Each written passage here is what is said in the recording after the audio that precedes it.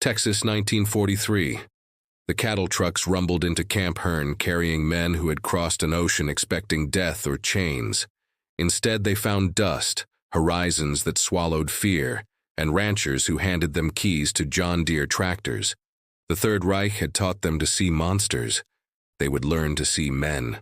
The war had delivered thousands of German prisoners to American soil, far from bombed cities and frozen trenches. Here, under a sky so wide it seemed impossible, something unexpected would happen. Not through speeches or propaganda, but through breakfast, work gloves, and the simple act of teaching an enemy to drive. The trains crossed America like iron snakes cutting through a country the prisoners had been told was weak, decadent, crumbling under its own softness. Through the boxcar slats they watched. Factories running at full capacity, fields heavy with crops, cities untouched by bombs. Children waving at the tracks, not hiding in rubble. Klaus Steinberg pressed his face to the gap between boards. In Hamburg, his street no longer existed. His mother's last letter had come 3 months ago, the paper thin as tissue, her handwriting shaking. Here, farmhouses stood whole, barns painted red, washing hung on lines bright as flags. The propaganda had promised them American collapse. Instead, they saw abundance. By the time the trains reached Texas, the cognitive dissonance had already begun its quiet work. The landscape shifted, trees thinned, the horizon stretched until it became something almost spiritual, a line between earth and sky that seemed to go on forever. Heat pressed through the metal walls like a physical weight. The truck stopped at a place that looked like it had been carved from the desert itself, Camp Hearn. Guard towers rose against the endless blue, but the wire fences seemed almost decorative compared to what they had expected. No machine gun nests, no dogs, no brutality radiating from the guards' faces. The men climbed down, legs stiff, eyes adjusting to light so bright it bleached everything to bone-white clarity. A sergeant stood waiting, hat pushed back, face weathered like old leather.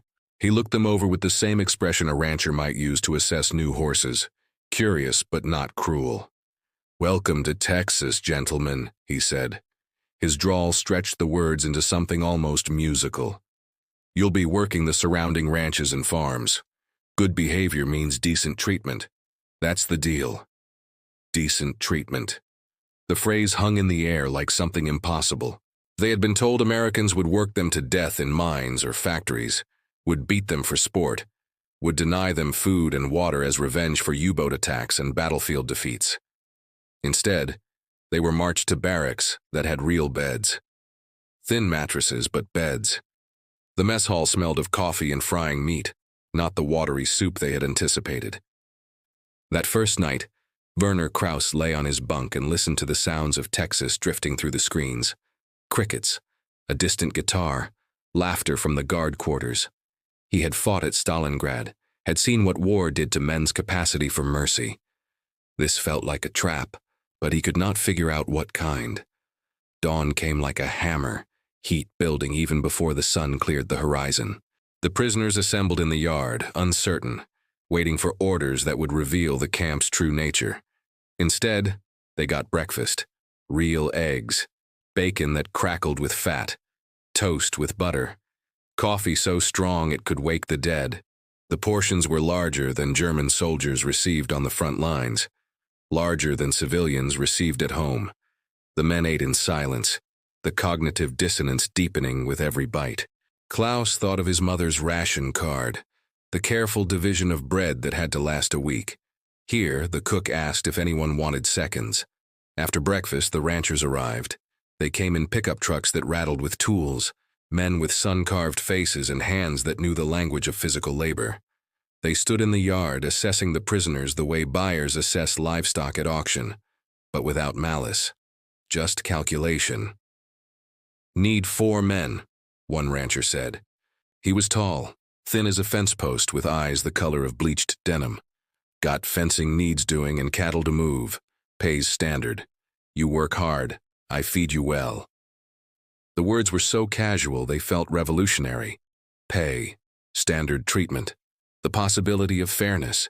The ranchers taught them to do things German soldiers had never imagined doing.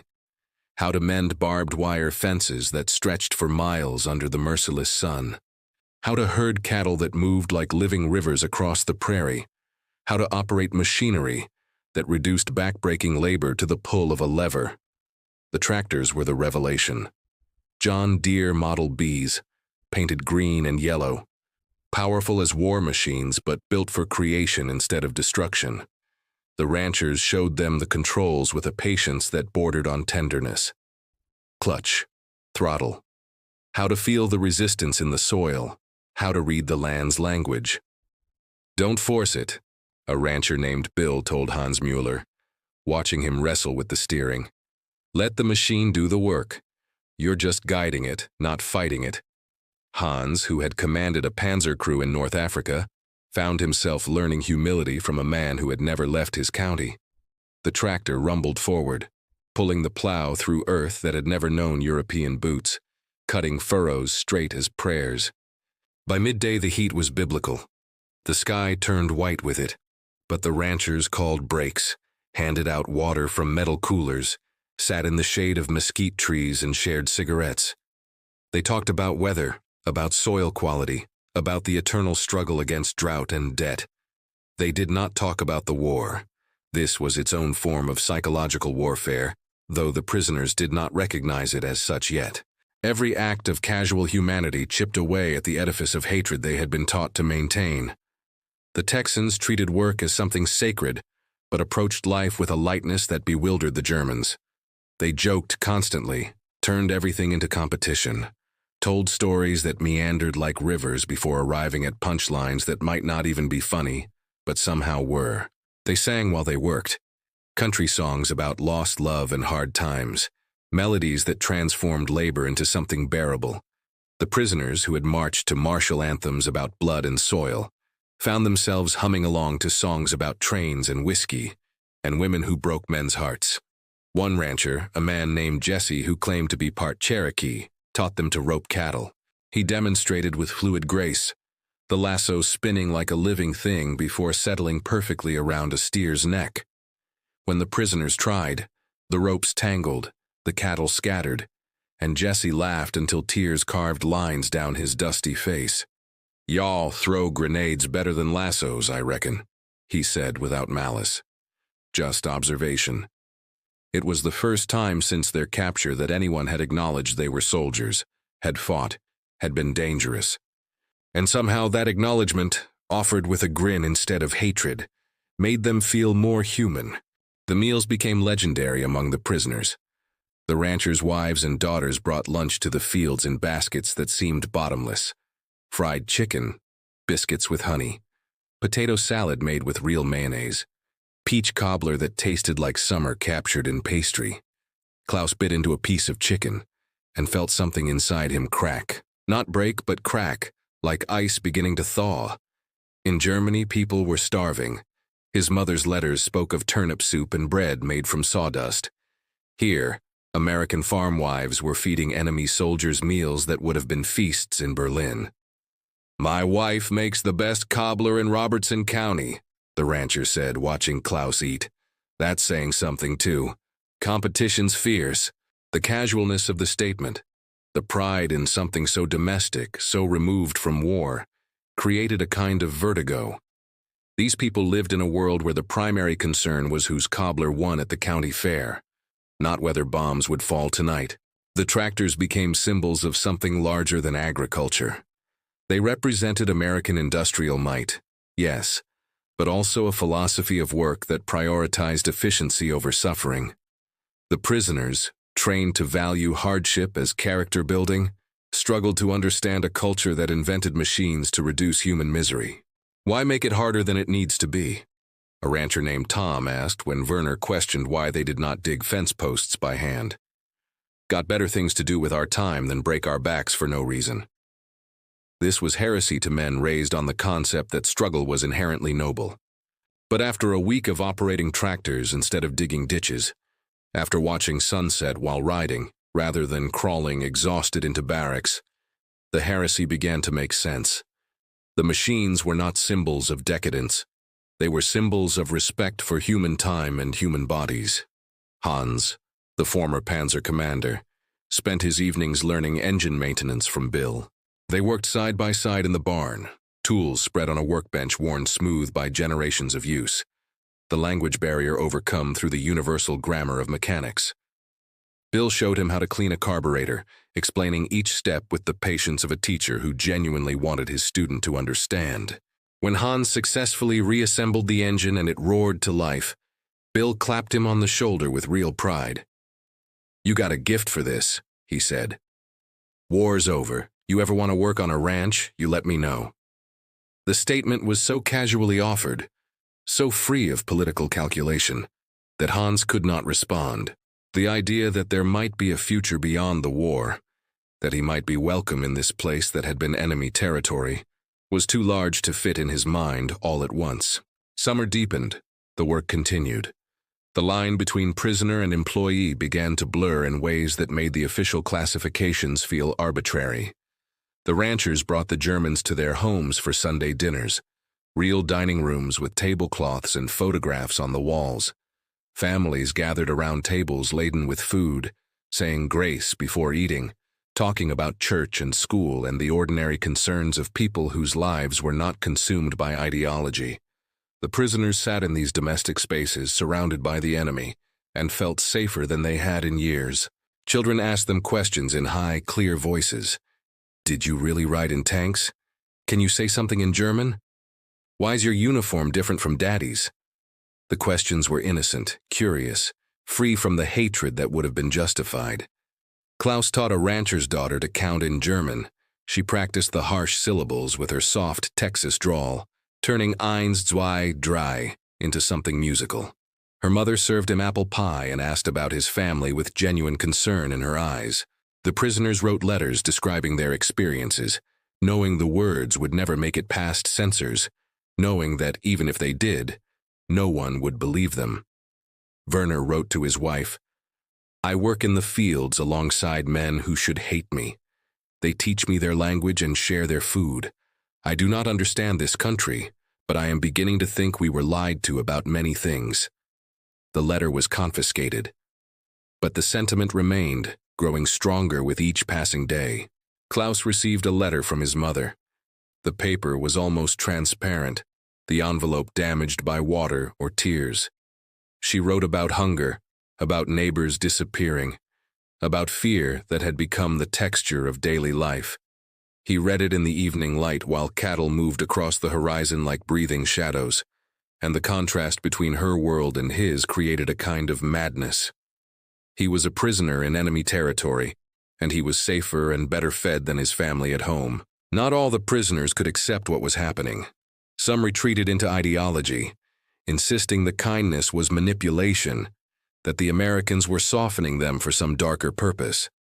They formed groups within the camp, maintaining Nazi discipline, punishing those who became too friendly with their captors, but the majority could not sustain the hatred in the face of relentless decency.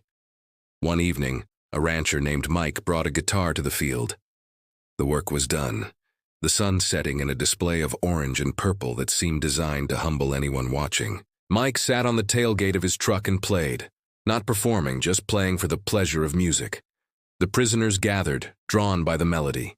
He played folk songs and ballads, his voice rough but honest. When he finished, Klaus asked if he could try. Mike handed over the guitar without hesitation, without fear that the enemy might use it as a weapon or destroy it out of spite. Klaus played a German folk song, something his mother had taught him as a child, simple and melancholy. The notes floated across the prairie, and for a moment there was no war, no nations, no ideology.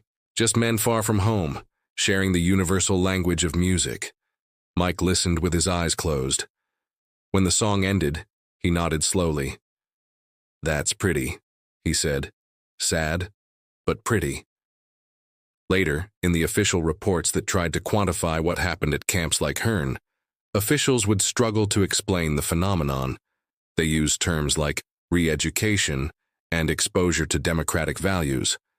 But these words missed the essential truth. What defeated the Nazi ideology in these men's hearts was not argument or propaganda. It was breakfast, It was being taught to drive a tractor with patience instead of contempt. It was Sunday dinners and guitar songs and the casual assumption that enemy soldiers were still human beings deserving of basic dignity. The Third Reich had taught them that strength came from cruelty, that mercy was weakness, that some people were fundamentally inferior and others fundamentally superior. Every day in Texas proved these teachings false in the most mundane ways possible. A rancher who could have worked them to exhaustion instead taught them skills and paid them fairly. Families who could have treated them as monsters instead invited them to dinner. Children who could have been taught to hate instead asked them to play. The propaganda dissolved not through counter-propaganda, but through the simple accumulation of contradictions it could not explain. When news came that Germany had surrendered, the camp held its breath. This was the moment that should have brought triumph or despair, depending on which side of the wire you stood. Instead, it brought a strange quiet. The prisoners gathered in the yard. Some wept. Some stood stone-faced. Others seemed relieved, as if a weight they had been carrying for years had finally been lifted. The guards did not celebrate. They stood at respectful distances, letting the men process the news in whatever way they needed. That evening, one of the ranchers arrived with a case of beer. He stood at the fence and addressed the prisoners in his slow drawl. "War's over. Y'all fought hard, I reckon. No shame in that. Now we all got to figure out what comes next." He passed bottles through the fence. The guards pretended not to notice. Prisoners and ranchers stood on opposite sides of wire that suddenly felt more symbolic than real, drinking beer and watching the sun set over land that would remember this moment long after the men who lived it were gone. Repatriation took months. The prisoners stayed in Texas through harvest, helping bring in crops that would feed a recovering world. The ranchers paid them wages that were carefully recorded, money that would theoretically be waiting when they returned home to a Germany that no longer existed in the form they remembered. Before they left, there were gifts, tools wrapped in cloth, photographs of ranching families standing beside the men who had been their enemies, addresses written on scraps of paper, invitations to return if they ever could. Bill gave Hans a wrench, worn smooth by decades of use. "My grandfather's," he said. "You'll make better use of it than it'll get sitting in my toolbox." The gift was so valuable, so personal, that Hans could not speak. He held the wrench like a holy relic, this piece of American history entrusted to German hands. Klaus received a letter from the rancher's daughter, the one he had taught to count. She had drawn a picture of a tractor with him sitting in the driver's seat, both rendered in crayon colors that made the world look simple and bright. On the back, in careful handwriting, "Thank you for teaching me German, come back and visit." He kept that drawing for the rest of his life. Back in Germany, in a landscape of rubble and starvation and collective shame, the veterans of Camp Hearn told stories that no one believed. Americans who treated prisoners like human beings, ranchers who paid wages and shared meals, a country so wealthy it could afford generosity even to its enemies? Impossible. Propaganda in reverse.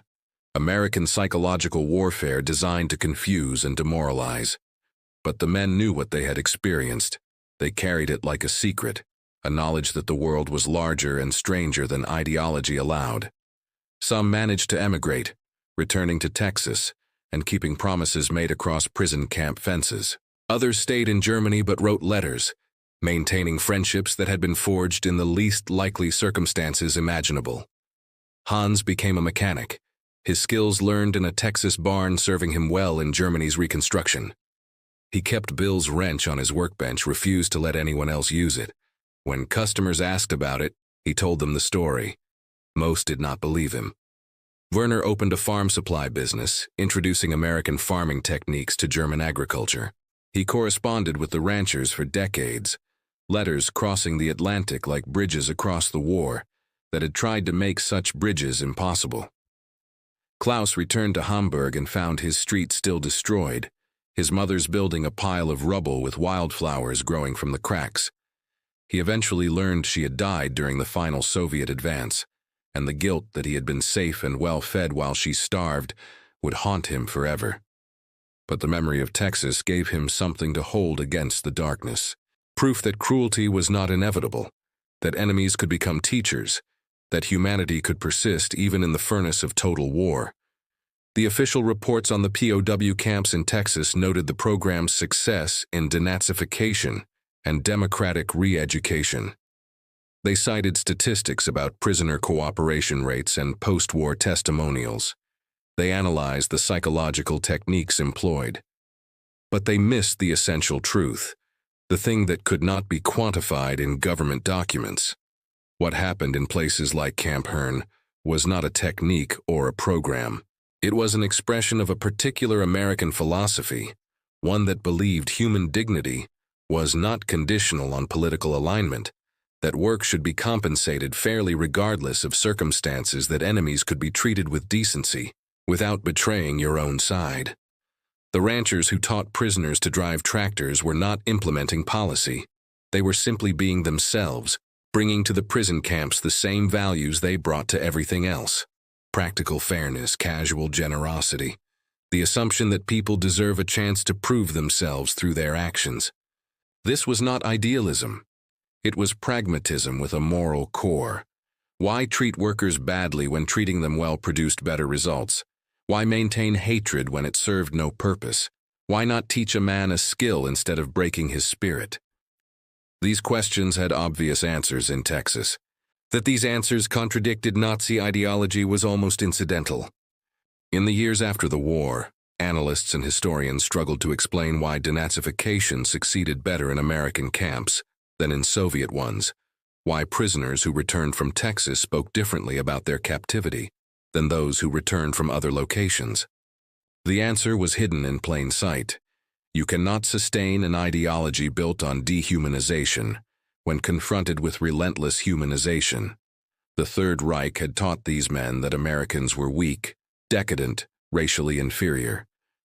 But the Americans who taught them to drive tractors were stronger in the ways that mattered.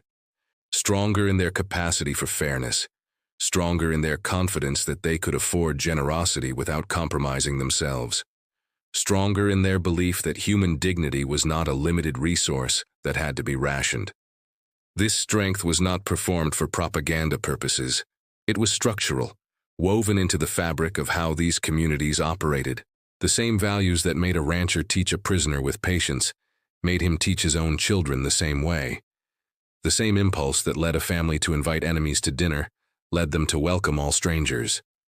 The same work ethic that demanded fair pay for Germans demanded fair pay for everyone. The prisoners recognized this consistency. It was impossible to dismiss as manipulation when it was so clearly authentic. What defeated Nazism in these men's hearts was not military victory or political argument. It was the accumulation of small moments that contradicted everything they had been taught. A breakfast that treated prisoners like guests, a rancher who said please and thank you while giving orders, a child's innocent question about Germany, asked without hatred, a guitar passed across cultural divides without fear, a wrench given as a gift to someone who should have been an enemy forever. These moments did not argue against Nazi ideology. They simply made it irrelevant. When Klaus sat in a rancher's dining room, surrounded by family, eating food prepared with care, what use was the concept of racial superiority? When Hans learned skills from men who had never attended university but possessed deep practical intelligence, what use was the hierarchy of Aryan intellectualism? When Werner worked alongside Texans who treated labor as dignified rather than degrading, what use was the cult of suffering that said hardship built character? The ideology collapsed under the weight of its own contradictions. Camp Hearn closed after the war. The guard towers came down. The barracks were sold off or dismantled. The land returned to ranching, and within a few years physical evidence of the camp had mostly disappeared. But the memory persisted, in letters exchanged across oceans, in skills passed down through generations, in photographs kept in drawers, showing men in prison uniforms standing beside men in cowboy hats, all of them squinting against the Texas sun. The children who had asked prisoners to teach them German grew up and told their own children stories about the war that did not fit the simple narratives of heroes and villains. The ranchers who had employed POWs mentioned it casually in their later years, not as anything remarkable, just as something that had happened. Men from Germany who visited Texas in the decades after spoke about the place with a reverence that confused their families. The official histories recorded the facts. Thousands of German POWs worked on American farms, particularly in Texas, where labor shortages made their work valuable. The programs were considered successful at changing prisoners' attitudes toward democracy. But the truth was both simpler and more profound. What happened was not a program. It was an encounter between two worldviews, one built on hierarchy and hatred, the other on practical equality and casual humanity. The encounter took place in fields and barns and dining rooms, not in classrooms or through propaganda films. And the worldview that won was the one that fed people breakfast, taught them skills, and treated enemies like human beings who deserved a chance at dignity. Texas, 1945. The trains carried the prisoners away from Camp Hearn, back toward a homeland that had been transformed by total defeat. They took with them tools and skills and photographs. They carried addresses and promises and memories of a country that had defied everything they had been taught to expect. The horizon still stretched endlessly, swallowing fear and hatred both. The tractors still rumbled through fields driven now by new hands.